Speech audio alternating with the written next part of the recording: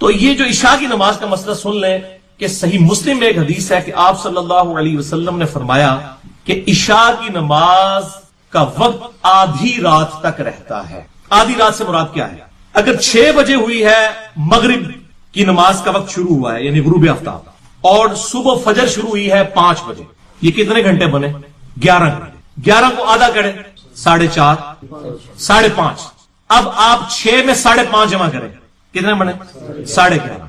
تو اس مسلم شریف کی حدیث کے تحت 11:30 تک ٹائم رہے گا عشاء کا, اس صورت میں جب 6 بجے مغرب ہو رہی ہو. لیکن یہ افضل ٹائم ہے. عشاء کا ٹائم فجر تک رہتا ہے. اس کے ثبوت میں یہ حدیث ہے کہ حضرت ابو ہریرہ رضی اللہ تعالیٰ عنہ جو خود اس حدیث کے راوی ہیں, جو حدیث جامعہ ترمذی میں موجود ہے, سنن ابن ماجہ میں موجود ہے, کہ نبی صلی اللہ علیہ وسلم نے فرمایا اگر مجھے امت کی مشقت کا خیال نہ ہوتا تو میں عشاء کو تاخیر سے پڑھنے کا حکم دیتا آدھی رات تک یا کم از کم تہائی رات تک. تہائی رات کا مطلب 11 کو 3 پہ تقسیم کریں, یا 11:30 بجے پڑھنے کا حکم دے دیتا. اور بخاری اور مسلم کی متفق علیہ حدیث ہے یہ کہ اگر مجھے امت کی تکلیف کا خیال نہ ہوتا تو میں عشاء میں تاخیر کا حکم دے دیتا ان کو, لیکن امت کے لیے آسانی کی کہ چلو عشاء کا وقت شفق غائب ہوتے ہی مغرب میں تقریباً 1.5-2 گھنٹے کے بعد مغرب کے بعد عشاء پڑھی جا سکتی ہے, لیکن افضل وقت ہے اس کو لیٹ پڑھنا. تو وہ جو صحیح مسلم کی حدیث ہے نا, اس کی تعویل اس طرح ہوگی کہ وہ افضل وقت ہے آدھی رات تک پڑھنا. کیوں کہ سیدنا ابو ہریرہ رضی اللہ تعالیٰ عنہ جو خود ان نماز کی اوقات کی حدیثوں کے راوی ہیں, انہی کا اپنا قول موجود ہے. شرح مانی الاثار کتاب ہے امام طحاوی المتوفا 321 ہجری, اور یہ حوالہ شیخ زبیر صاحب نے اپنی پاکٹ سائز نماز نبوی پہ بھی لکھ دیا ہے. اللہ تعالیٰ ان کو جزائے خیر دے, انہوں نے حق ادا کیا ہے, حق گوئی کا, کیونکہ یہ لکھنے کا مطلب آپ نے پوری دنیا کے حدیثوں کو اپنے مخالف کر دیا ہے جو کہتے ہیں آدھی رات کے بعد ٹائم ختم ہو جاتا ہے. شیخ زبیر صاحب نے حق گوئی کی. شرح مانی الاثار 6941 حدیث کا مجموعہ ہے امام طحاوی المتوفا 321 ہجری. اس میں 877 نمبر روایت ہے. یہ نمبر مجھے اس لیے یاد رہا ہے, میں نے اگلے دن اس کے اوپر وہ روایت بھی بھیجی ہے کہ حضرت ابو ہریرہ سے پوچھا گیا بتائیے کہ عشاء کی نماز میں افراط کرنا کیا ہے, یعنی عشاء کی نماز کو وقت گزار کے پڑھنے سے مراد کیا ہے. تو انہوں نے کہا کہ عشاء کی نماز کو وقت گزار کے پڑھنے سے مراد یعنی قضا ہو جانے سے مراد یہ ہے کہ کوئی شخص عشاء اس وقت پڑھے کہ جب فجر کا وقت شروع ہو چکا ہو. تو کیا مطلب ہوا کہ جب تک وقت فجر کا شروع نہیں ہوا اس وقت تک عشاء کی نماز پڑھی جا سکتی ہے. لہذا اس معاملے میں امام ابو حنیفہ رحمہ اللہ المتوفا 150 ہجری کا موقف ٹھیک ہے, اور اکثر اہل حدیث کا موقف غلط ہے کہ آدھی رات کے بعد ٹائم نہیں رہتا. وہ افضلیت وقت کی بات ہو رہی ہے کیونکہ ایک حدیث دوسری کو ایکسپلین کرتی ہے. جیسا کہ چاشت کا افضل وقت کیا ہے, جب اونٹ کے بچے کے پاؤں جلنا شروع ہو جائیں سورج کی تپش کی روشنی کی وجہ سے, لیکن آپ سورج بلند ہوتے بھی پڑھ سکتے ہیں اشراق. اس طریقے سے تہجد آپ عشاء کے فوراً ساتھ بھی پڑھ سکتے ہیں, سونا بھی شرط نہیں ہے. اور میرا یہ کلپ کئی سال پہلے کا ریکارڈڈ موجود ہے اس کے کہ وضع الیدین یعنی ہاتھوں کو باندھنا قیام کی حالت میں, اور ارسال الیدین ہاتھوں کو چھوڑنا یا ہاتھ کھول کر نماز پڑھنا. بعض لوگ اسے صدل بھی کہتے ہیں, لیکن صدل اپروپریٹ ورڈ نہیں ہے. اپروپریٹ ورڈ جو ہے ارسال الیدین ہے, ہاتھ کو لٹکا کر نماز پڑھنا چھوڑ کر. تو یہ دونوں طریقے اللہ کے فضل سے سنت ہے. میں نے کوئی اس کے اوپر معاملہ نہیں کیا, اور میں نے اس میں بتایا بھی تھا کہ ہم نے وہاں جا کے جو مسجد کے نوافل پڑھے ہیں وہ ہاتھ باندھ کے پڑھے ہیں, یہ میسج دینے کے لیے کہ ایک سنی منہج کا بندہ اہل تشیع کی مسجد میں نماز پڑھ رہا ہے تاکہ لوگوں کو میسج. اور جب امام کے پیچھے نماز پڑھنے کا وقت آیا تو مسلمانوں کی اجتماعیت کو شو کرنے کے لیے میں نے ہاتھ کھول کے نماز پڑھی, اس لیے کہ میں آلریڈی اس سنت کا قائل ہوں. ویسے تو یہ سب لوگ پڑھا رہے ہوتے ہیں, خصوصاً میں بریلوی دیوبندی حنفی بھائیوں کی بات کروں گا, وہ کہتے ہیں جب اہل حدیث ہمارے اماموں کے پیچھے نماز پڑھے نا تو ان کو چاہیے کہ یہ رفع الیدین نہ کیا کریں کیونکہ امام کی پیروی کا حکم ہے, اور دوسرا یہ ہے کہ ذرا اجتماعیت مسلمانوں کی شو ہو. تو میں for the sake of argument agree. اب آپ بھی ذرا حوصلہ دکھائیں کہ جب پاکستان, انڈیا, بنگلہ دیش کی حنفی عوام حج اور عمرے کے لیے جاتی ہے سعودیہ, تو کیا حنفی علماء ان کو حج ٹریننگ میں یہ بتاتے ہیں کہ وہاں کا امام کعبہ رفع الیدین کرتا ہے, لہٰذا آپ لوگوں نے بھی جا کے رفع الیدین کرنا ہے تاکہ مسلمانوں کی اجتماعیت شو ہو. نہ ٹھوس ہو جان گے نہ, پھر میں تو اس طرح کی پھکی والا جواب دوں گا نا, تو کہیں گے نہیں. تو سر جو آپ اپنے لیے پسند نہیں کرتے ہیں دوسرے کو مشورہ کیوں دیتے ہیں؟ وہ آپ میں تو خود حوصلہ ہی نہیں ہے. ویسے تو آپ کہانیاں کراتے ہیں سارے میرے نبی کے طریقے ہیں علیہ السلام, سنتیں ہیں, تو سر ان سنتوں کو بھی آپ زندہ کریں. تو یہ سر وہی سنت کو زندہ کرے گا جس نے زندگی میں ایک دفعہ جھوم کے کہا ہوگا نہ میں وہابی نہ میں بابی، میں ہوں مسلم علمی کتابی. نہ میں سو کالڈ وہابی ہوں، کوئی علمی بات کرے اسے وہابی کہہ دیتے ہیں، اور نہ میں بابوں کا دفاع کرنے والا بابی ہوں، ہم علمی کتابی مسلم. نبی صلی اللہ علیہ وآلہ وسلم سے ہاتھ چھوڑ کر نماز پڑھنے کی احادیث بھی موجود ہیں، لیکن کوئی بھی اصول محدثین پر جو مرفوع روایات ہیں وہ صحت کے درجے پر نہیں پہنچتی. طبرانی کے اندر ایک روایت موجود ہے سیدنا معاذ ابن جبل رضی اللہ تعالیٰ عنہ سے کہ نبی علیہ السلام تکبیر کہنے کے بعد ہاتھ چھوڑ کر نماز پڑھا کرتے. لیکن یہی حدیث جو ہے وہ مجموع الزوائد کے اندر بھی موجود ہے، جو امام حیثمی ابن حجر اسقلانی کے استاد ہیں، انہوں نے مجموع الزوائد جو ہے احادیث کی کلیکشن کی ہے. انہوں نے یہ روایت طبرانی سے لے کے ساتھ لکھا ہے کہ اس میں خصیب بن جحدر ایک راوی ہے جو کہ کذاب راوی ہے. یعنی یہ اصول محدثین کے اوپر یہ روایت جو نبی علیہ السلام تک مرفوع ہوتی ہے وہ ضعیف ہے. البتہ موقوفاً کئی ایک روایتیں موجود ہیں نبی علیہ السلام کے اصحاب سے کہ وہ ہاتھ چھوڑ کر نماز پڑھا کرتے تھے. حتیٰ کہ المصنف ابن ابی شیبہ میں ایک پورا چیپٹر ہے، پہلے انہوں نے چیپٹر باندھا ہے ان اصحاب کا بیان جو ہاتھ باندھ کر نماز پڑھا کرتے تھے، اور اس کے بعد دوسرا چیپٹر باندھا ہے ان اصحاب کا بیان جو ہاتھ چھوڑ کر نماز پڑھا کرتے تھے، ارسال الیدین کرتے تھے. اور اس میں وہ حضرت عبداللہ ابن زبیر رضی اللہ تعالیٰ عنہ کا اثر لے کے آئے ہیں. اس کے علاوہ اور تابعین بھی، حسن بصری بھی، سعید ابن مسیب بھی، اور کئی اور اصحاب سے لے کے آئے ہیں تابعین سے بھی کہ وہ ہاتھ چھوڑ کر نماز پڑھا کرتے تھے. تو یہ باقاعدہ چیپٹر باندھا، یعنی محدثین نے ہاتھ چھوڑ کر نماز پڑھنے کے اوپر باب باندھ کے رزلٹ بھی نکال دی ہے، صرف روایتیں نقل نہیں کی ہیں بلکہ رزلٹ بھی نکالا ہے. اب عبداللہ ابن زبیر جو ہے یہ کوئی عام بندہ نہیں ہے سر، یہ کوئی عام صحابی بھی نہیں ہے. عبداللہ ابن زبیر کون ہے؟ یہ مسلمانوں کے تقریباً 9 سال تک خلیفہ بھی رہے ہیں. یزید کے مرنے کے بعد حجاز کے اوپر انہوں نے خلافت قائم کر لی تھی، اور آل امیہ جو ہے وہ باقی جگہ پہ ان کی حکومت تھی، اور 9 سال تک یہ خلیفہ رہے. اور یہ صحابی ہیں، اور ان کی آپ ذرا خوش نصیبی دیکھیں، ان کے والد جو ہیں عشرہ مبشرہ ہیں حضرت زبیر رضی اللہ تعالیٰ عنہ، وہ صحابی ہیں. ان کے نانا حضرت ابوبکر الصدیق رضی اللہ تعالیٰ عنہ علیہ السلام صحابی بھی ہیں، خلیفہ راشد بھی ہیں. وہ ان کے نانا ہیں کیونکہ ان کی والدہ اسماء بنت ابی بکر وہ بیٹی حضرت ابوبکر کی، جس کا نانا ابو بکر ہو، جس کا باپ زبیر ہو، جس کی ماں سیدہ عائشہ کی بڑی بہن اسماء بنت ابی بکر ہو. اور سر اس سے بھی بڑھ کر میرے لیے جو عبداللہ ابن زبیر کے لیے محبت کا رشتہ ہے، وہ بخاری اور مسلم دونوں میں حدیث موجود ہے کہ جب مسلمان ہجرت کر کے مدینہ شریف آئے نا، تو کافروں نے یہ پراپوگنڈا شروع کر دیا کہ مسلمانوں پہ تو بندش ہوگی، اب ان کا کوئی لڑکا پیدا نہیں ہوگا. تو ہجرت کے فوراً بعد جو سب سے پہلے بچہ پیدا ہوا وہ عبداللہ ابن زبیر تھے. اور بخاری مسلم کے الفاظ ہیں کہ نبی صلی اللہ علیہ وآلہ وسلم نے کھجور منگوا کے اپنا لعاب دہن اس پہ لگایا اور اپنے منہ میں چبا کے عبداللہ ابن زبیر کے منہ میں ڈالی. یار ایسا خوش نصیب کوئی شخص ہو سکتا ہے؟ گھٹی جو ہمارے یعنی اہل سنت اہل تشیع پورے مسلمانوں کے ہاں ایک سنت سمجھی جاتی ہے، گھٹی دینا سنت ہے، میٹھی چیز چبا کے دی. تو جس کو گھٹی دی ہوئی ہے نبی صلی اللہ علیہ وآلہ وسلم نے، اور یہ حضرت حسن و حسین سے بھی عمر میں بڑے ہیں کیونکہ یہ ہجرت مدینہ کے فوراً بعد پیدا ہوئے ہیں. تو نبی علیہ السلام کی وفات کے وقت آلموسٹ ان کی 10-11 سال عمر تھی. حضرت حسن کی تقریباً 7-8 سال تھی، حضرت حسین کی 5 سے 6 سال تھی.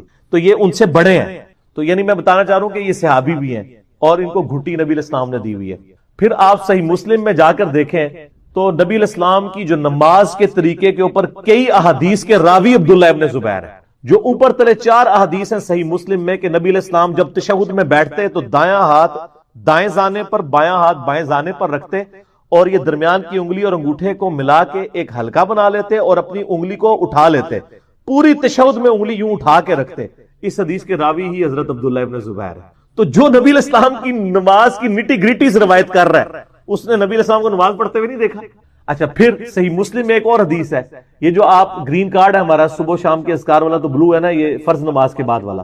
اس میں آپ ایک دعا پڑھتے ہیں فرض نماز کے بعد، لا الہ الا اللہ وحدہ لا شریک لہ لہ الملک ولہ الحمد وہو علی کل شیء قدیر لا حول ولا قوۃ الا باللہ لا الہ الا اللہ ولا نعبد الا ایہ مخلصین لہ الدین ولو کرہ الکافرون.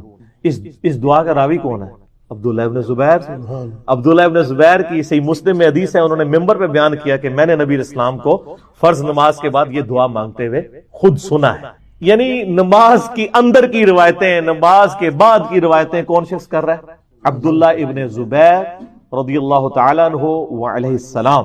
تو یہ وہ صحابی ہیں جنہوں نے نماز نبی اسلام کو پڑھتے ہوئے دیکھی ہے۔ اچھا، اب آپ کو ایک بڑی مشہور حدیث بتاؤں جو اہل حدیث کے ہاں بڑی معروف ہے۔ سنن کبریٰ البیہقی کے اندر ایک طویل روایت ہے جس میں رفع الیدین کی چین ثابت کرتے ہیں اہل حدیث۔ یہ بنیادی اہل حدیث کی دلیل ہے رفع الیدین پہ کہ رفع الیدین جو ہے وہ تواتر کے ساتھ نقل ہوا ہے۔ وہ لمبی سی حدیث ہے، میں اس میں یعنی مختصر کرتا ہوں۔ حدیث کے راوی جو ہے نا وہ اس کو روایت کرتے ہوئے کہتے ہیں اور ایک ایک راوی کا نام لیتے ہیں، میں نے اس کو دیکھا، میں نے اس کو دیکھا۔ میں خیر جہاں سے وہ مشہور لوگ شروع ہوتے ہیں میں وہاں سے سٹارٹ کرتا ہوں اس روایت کو کہ عطا ابن ابی رباح کو کسی نے دیکھا کہ وہ رکوع میں جاتے وقت اور رکوع سے اٹھتے وقت رفع الیدین کرتے ہیں۔ اس سے پہلے بھی 3-4 راویوں کے نام آتے ہیں۔ تو ان سے کسی نے پوچھا کہ آپ رفع الیدین کیوں کرتے ہیں؟ تو انہوں نے کہا کہ میں نے یہی سوال عبداللہ ابن زبیر سے کیا تھا کہ آپ رکوع میں جاتے وقت اور اٹھتے وقت رفع الیدین کیوں کرتے ہیں؟ تو انہوں نے کہا کہ میں نے یہی سوال حضرت ابوبکر صدیق اپنے نانا سے کیا تھا کہ آپ رکوع میں جاتے وقت رفع الیدین کیوں کرتے ہیں اور اٹھتے وقت؟ تو انہوں نے کہا کہ میں نے نبی صلی اللہ علیہ وآلہ وسلم کو کرتے ہوئے دیکھا۔ سبحان۔ تو عبداللہ ابن زبیر رضی اللہ تعالیٰ عنہ نے نماز کس سے سیکھی ہے؟ حضرت ابوبکر صدیق سے۔ اور حضرت ابوبکر صدیق رضی اللہ تعالیٰ عنہ علیہ السلام نے نماز کس سے سیکھی ہے؟ نبی صلی اللہ علیہ وآلہ وسلم سے۔ اور عطا ابن ابی رباح کوئی عام تابعی نہیں ہے، ان کی فضیلت کے لیے اتنا ہی کافی ہے۔ امام حنیفہ رحمہ اللہ سے صحیح سند کے ساتھ تاریخ بغداد میں ایک قول ثابت ہے، وہ کہتے ہیں کہ میں نے روئے ارض پہ عطا ابن ابی رباح سے زیادہ جو ہے معزز شخص نہیں دیکھا، اس سے افضل شخص نہیں میں نے روئے ارض پہ دیکھا۔ اور یہی ان کا جو قول ہے اس بات کی دلیل ہے کہ امام حنیفہ رحمہ اللہ تابعی نہیں ہے، تبع تابعی ہے، ورنہ اگر انہوں نے کسی صحابی کو دیکھا ہوتا تو وہ اس کا نام لیتے۔ ان کا میں نے روئے ارض پہ اپنی زندگی میں سب سے افضل شخص عطا دیکھا ہے، ورنہ وہ کہہ دیتے انس بن مالک دیکھے ہیں یا میں نے ابو طفیل عامر بن واصلہ دیکھے ہیں، یہ بالکل اینڈ پہ فوت ہونے والے مسلمان ہیں۔ حتیٰ کہ کشف المحجوب میں علی بن عثمان حجویری صاحب نے امام حنیفہ رحمہ اللہ کو تابعین میں ذکر نہیں کیا، تبع تابعین والے چیپٹر میں ذکر کیا ہے۔ اور وہ کتاب آج سے 1000 سال پہلے لکھی گئی ہے، 465 ہجری میں کشف المحجوب جو والے آتھر جو ہیں فوت ہوئے ہیں، وہ اس زمانے میں ان کو تبع تابعین میں شمار کر رہے ہیں، یعنی حنفیوں کے ہاں بھی یہ چیزیں موجود ہیں کہ وہ تبع تابعین میں سے۔ اچھا، اس حدیث میں عبداللہ ابن زبیر کا ثابت ہو گیا کہ انہوں نے نماز کس سے سیکھی ہے؟ حضرت ابوبکر سے، اور حضرت ابوبکر نے آپ صلی آپ صلی اللہ علیہ وسلم سے۔ تو عبداللہ ابن زبیر اگر ہاتھ چھوڑ کے نماز پڑھ رہے ہیں تو یہ کس کی نماز ہوئی؟ آپ صلی اللہ آپ صلی اللہ علیہ وسلم کی، کیونکہ آپ نے رفع الیدین کی پوری چین عبداللہ ابن زبیر سے ثابت کی ہوئی ہے، اور اسی عبداللہ ابن زبیر سے المصنف ابن ابی شیبہ میں موجود ہے کہ وہ ہاتھ چھوڑ کے نماز پڑھتے تھے۔ تو اب یہ کوئی کہنا شروع کر دے کہ جی یہ ان کا ذاتی عمل تھا، نعوذ باللہ من ذالک، یہ آپ کیسے کہہ سکتے ہیں؟ اس کو سپورٹیو ایک کمزور روایت ہے، البانی صاحب تو اس کو صحیح کہتے ہیں، اور میں یہ سنن کبریٰ البیہقی کی بنیاد پہ اس روایت کو صحیح سمجھتا ہوں۔ شیخ زبیر صاحب اسے کمزور کہتے ہیں، البانی صاحب صحیح کہتے ہیں۔ ابو داؤد کے اندر روایت ہے کہ عبداللہ ابن عباس رضی اللہ تعالیٰ عنہما کہتے ہیں جس نے نبی علیہ السلام کی نماز دیکھنی ہو نا وہ عبداللہ ابن زبیر کی نماز دیکھنی۔ ہائے ہائے، اور یہ سنن کبریٰ البیہقی والی سے بھی ثابت ہو گیا نا، عطا ابن ابی رباح والی جو چین ہے۔ تو عبداللہ ابن عباس رضی اللہ تعالیٰ عنہما کتنے جلیل قدر صحابی ہیں، اور وہ کہہ رہے ہیں کہ عبداللہ ابن زبیر کی نماز نبی صلی اللہ علیہ وآلہ وسلم کی نماز ہے اگر تم نے وہ نماز دیکھنی۔ اچھا، بعض لوگ یہ کہتے ہیں ہو سکتا ہے ان کا ذاتی عمل ہو، یا ہو سکتا ہے کہ ان کو پتہ ہی نہ ہو کہ ہاتھ باندھنا سنت ہے۔ اس شخص کو جو صحابی ہے نبی علیہ السلام کو نماز پڑھتے ہوئے دیکھتا ہے اس کو نہیں پتا۔ اس کا جواب بھی سن لیں، سنن ابی داؤد کے اندر حدیث موجود ہے صحیح سند کے ساتھ کہ حضرت عبداللہ ابن زبیر کہتے ہیں کہ نماز کی حالت میں صف کو سیدھا کرنا اور دایاں ہاتھ بائیں پہ باندھنا سنت ہے۔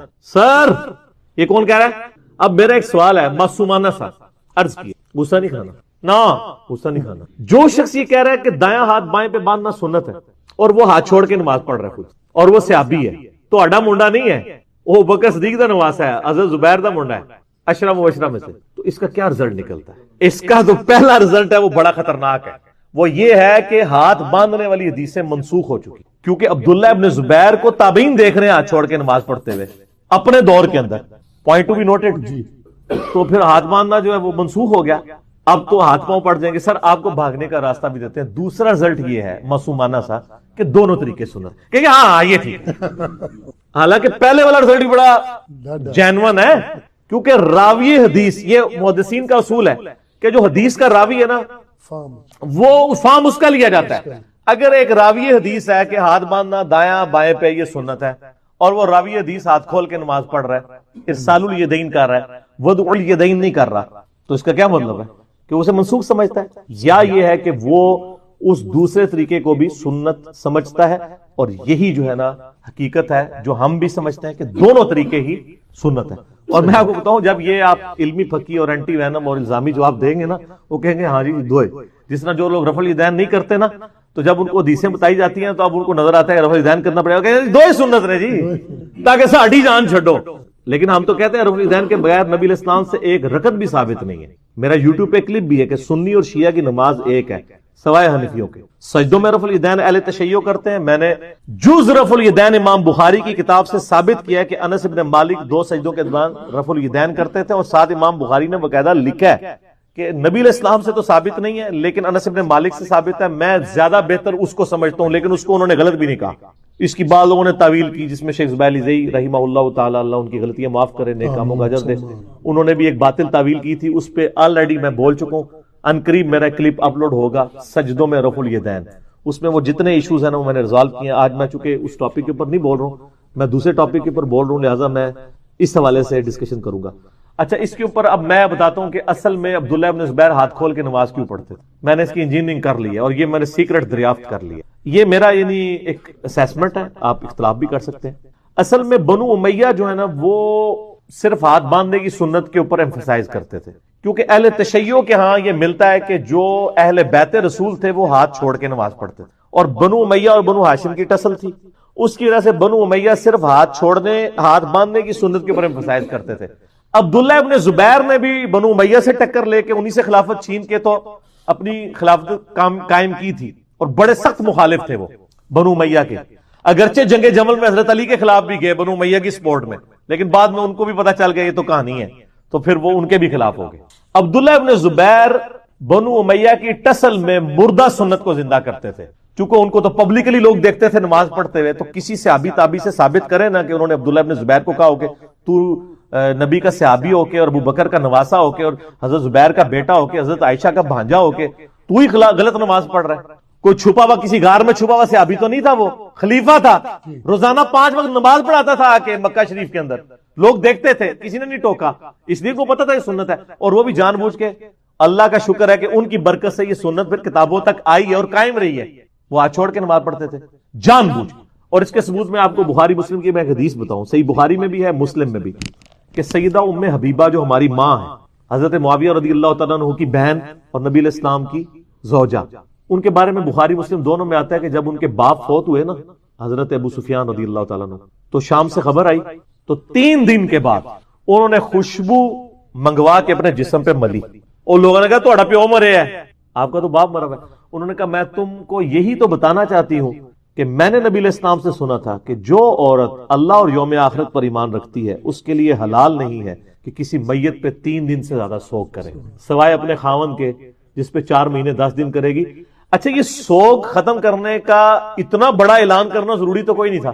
جان بوجھ کے اعلان کرنا اس لیے تھا تاکہ لوگوں کی بت پرستی ختم ہو، لوگوں کے فرسودہ خیالات ختم ہو، ورنہ اس کے بغیر بھی تو سوگ ختم ہو سکتا تھا. اعلانیہ سوگ ختم کرنا خوشبو لگا کے 3 دن کے بعد جس کا باپ مرا ہوا ہے، اس سے اندازہ لگائیں کہ ان کو شریعت عزیز تھی ماں باپ سے بڑھ کر، اور وہ اعلان. اسی کے تحت میں سمجھتا ہوں کہ عبداللہ ابن زبیر رضی اللہ تعالیٰ عنہما وعلیہم السلام وہ آل امیہ سے مخالفت کے لیے یہ معاملہ کیا کرتے تھے. 2015 کی بات ہے جی، میرے پاس نہ کچھ شیخ زبیر علی صاحب کے محبین آ گئے اسلام آباد میں. ان دنوں میں لوگوں سے مل لیا کرتا تھا درس کے علاوہ بھی. اسلام آباد والے گھر میں آئے، وہ 5 بھائی تھے، تو میرے بھی لیکچر سنتے تھے. شیخ زبیر صاحب کے علاقے کے تھے، اٹک کے، تو میرے پاس آئے اور یعنی وہ پڑھے لکھے تھے، علماء لیول کے لوگ تھے ان میں جو کتابیں پڑھے ہوئے بھی. تو ڈسکشن شروع ہوئی نا تو وہ ارسال الیدین کے اوپر بات شروع ہوگی، ہاتھ چھوڑنے. تو کہنے لگے وہ تو جی شیخ زبیر صاحب تو اس حدیث کی تعویل کرتے تھے.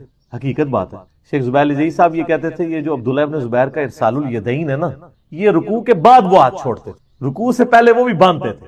حالانکہ امام ابن ابی شیبہ نے کیا باب باندھا ہے کہ ان اصحاب کا بیان جو ہاتھ باندھ کر نماز پڑھتے تھے وہ تو قیام کا ذکر کر رہے ہیں، اور ان اصحاب کا بیان جو ہاتھ چھوڑ کے نماز پڑھتے. تو کہنے لگے یہ تعویل. میں نے کہا یار یہ تعویل باطل ہے, کیونکہ امام ابن ابی شیبہ نے تو باب باندھ کے اس کو فرق کیا.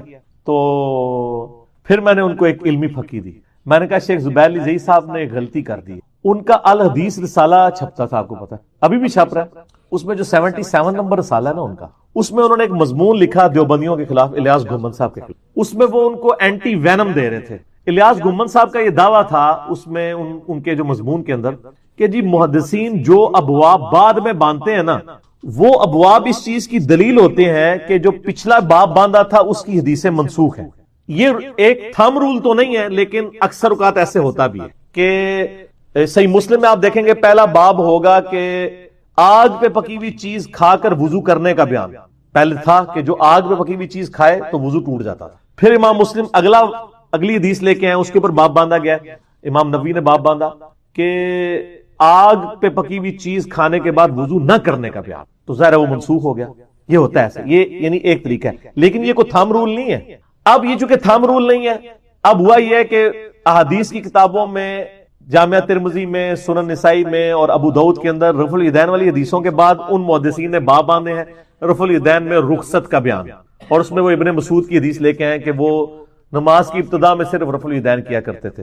تو اس سے الیاس گھمن صاحب نے یہ رزلٹ نکالا, اس سے پتا چلا رفع الیدین منسوخ ہے کیونکہ یہ باب بعد میں باندھا گیا. حالانکہ الیاس گھمن صاحب آپ سر ان حدیثوں کے ساتھ محدثین کے کمنٹس بھی پڑھیں.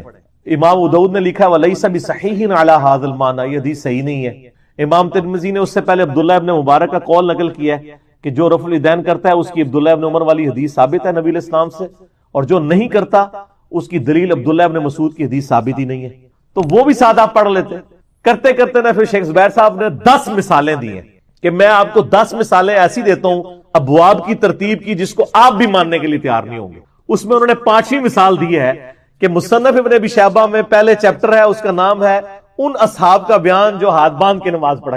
تو عمر نے یہ کیسے سمجھ لیا کہ نبی علیہ السلام یہ فرما رہے ہیں کہ میت کے اوپر جو لوگ رو رہے ہوتے ہیں اس کی وجہ سے اس میت کو عذاب دیا جاتا ہے, اس کا کیا قصور ہے؟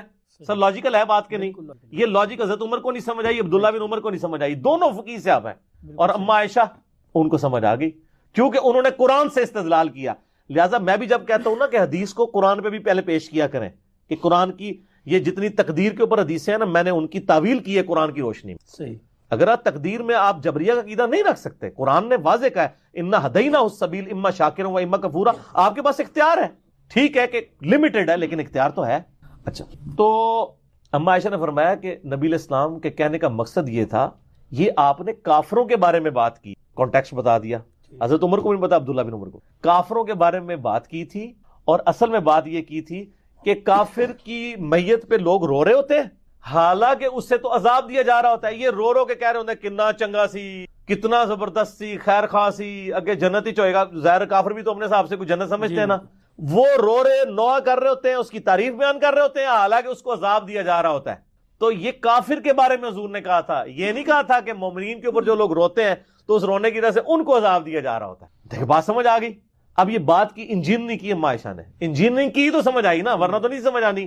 حضرت عمر کو بھی نہیں سمجھ آئی, عبداللہ بن عمر کو بھی. اور پھر ساتھ ہی اما عائشہ نے ایک اور مثال بھی ڈال دی, بخاری مسلم دونوں میں.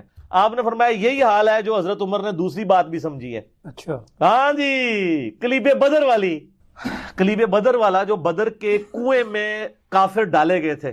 نبی علیہ السلام نے ان سے خطاب کیا کہ بھئی تم نے جان لیا کہ نبی علیہ السلام تم سے یعنی محمد رسول اللہ سچ کہتے تھے, یعنی اب تم عذاب میں پہنچ گئے ہو نا. تو ہمیں تو حضرت عمر نے وہاں پوچھا یا رسول وسلم یہ تو مردہ ہے, کیا مردے سنتے ہیں؟ تو آپ میں تم سے بہتر سنتے ہیں. اچھا, اب حضرت عائشہ نے کہا کہ یہ عمر کو بات سمجھ نہیں آئی. عبداللہ بن عمر نے ہی یہ بھی روایت کی, ان کا عبداللہ بن عمر ابو عبد الرحمن پر اللہ تعالیٰ رحم فرمائے, ان کو یہ بات ہی نہیں سمجھ آئی. نبی علیہ السلام نے یہ نہیں کہا تھا. ان کا یہ کیسے ہو سکتا ہے جبکہ قرآن پاک میں آیا ہے کہ اے نبی علیہ السلام تم مردوں کو نہیں سنا سکتے, تو یہ کیسے ہو سکتا ہے کہ وہ سن رہے ہوں؟ اصل میں نبی علیہ السلام یہ کہہ رہے تھے کہ اے عمر اب یہ تم سے بہتر جان چکے ہوں گے کیونکہ وہ اب آخرت میں جا چکے ہیں. تم تو اس دنیا میں ہو نا, دنیا میں بیٹھ کے تو آپ جج نہیں کر سکتے نا عذاب کو اور جنت کو. انہوں نے عذاب چکھ لیا ہے, اب یہ سمجھ چکے ہوں گے کہ دنیا میں جو محمد صلی اللہ علیہ وآلہ وسلم ان سے کہا کرتے تھے وہ بالکل ٹھیک کہا کرتے تھے. تو حضرت عائشہ نے کہاں کی تعویل کی؟ ان کا یہ یسمعون کا مطلب یہ ہے یعلمون, وہ جان چکے ہیں, یہ نہیں ہے کہ وہ فزیکلی سن رہے ہیں. اما عائشہ بابی نہیں سن, بابی سن, دیکھو نا جی, یہ بات کر دیتے ہیں نا جی, वहाबियों वाली बातें हैं, ये फलां फलां है, आप देख लें ये दोनों बात। लिहाजा कॉन्टेक्स्ट भी देखना चाहिए। अगर सहाबा कराम को किसी हदीस के समझने में यानी कॉन्टेक्स्ट के पॉइंट ऑफ व्यू से गलती लग सकती है ना, तो सर फिर आपके मुहद्दिसीन और आपके बुजुर्गान दीन और आपके शयूखुल हदीस वो किस खेत की मूली है, उनकी क्या औकात है सहाबा कराम के मुकाबले। जी भैया, सैयदना आयशा रज़ियल्लाहु ताला अन्हा के हवाले से क्या कोई ऐसी हदीस है कि उन्होंने फरमाया कि जब से सैयदना उमर की कब्र मेरे हुजरे में बनी है तब से मैं वहाँ उमर फारूक की वजह से पर्दा करके जाती हूँ। हाँ जी हदीस है, और इस हदीस से बड़े अजीब व गरीब रिजल्ट निकाले हैं हमारे बरेलवी भाइयों ने और देवबंदी हयातियों ने। ये हदीस मुस्नद अहमद में है और मिशकात में भी आपको किताबुल जनाइज चैप्टर में पहली जिल्द में हदीस मिल जाएगी कि सैयदा आयशा कहती हैं कि जब तक मेरे हुजरे में उमर की कब्र नहीं बनी थी ना, तो मैं बगैर पर्दे के एहतमाम के उस हुजरे के उस हिस्से में चली जाती थी और दिल में सोचती थी एक मेरा खावंद और दूसरा मेरा बाप, लेकिन जब से उमर की कब्र वहां बनी है तो मैं अब पूरे हिजाब का एहतमाम करके उस हुजरे में जाती हूँ। सही। अब हजरत आयशा तो सिर्फ इतना कह के चली गई, पीछे लोगों ने फिर इस खाके में रंग भरने शुरू की। उन्होंने कहा देख लो ना, हजरत आयशा का कीदा था कि वो कब्र के अंदर से हजरत उमर देखते थे, इसी से पर्दा करती थी। एक आड़ी मढ़ाई ना सर, तक कितने दिमाग पहुंचे है सर, शैतान का दिमाग बड़ी दूर तक पहुंचता है, लेकिन सर इंजीनियरिंग हो जाए ना फिर शैतान दे पर कटे जाते फिर थले आ जाता वो। मैं इंजीनियरिंग करना वहां, पहले तो मुझे ये बताएं कि सैयदा आयशा का अगर ये कीदा था ना कि हजरत उमर देखते हैं और मैं उनके उस देखने की वजह से पर्दा कर रही हूं, तो सर हजरत आयशा का तो वो कीदा था जो आपको हजम ही नहीं हो सकता, वो तो मुर्दों के सुनने के भी कायल नहीं, देखना तो बड़ी दूर की बात है। बुखारी मुस्लिम दोनों में हदीस है, सही, ठीक है, वो कलीबे बदर वाली। तो जो अम्मा आयशा मुर्दों के सुनने की कायल ना हो और हजरत उमर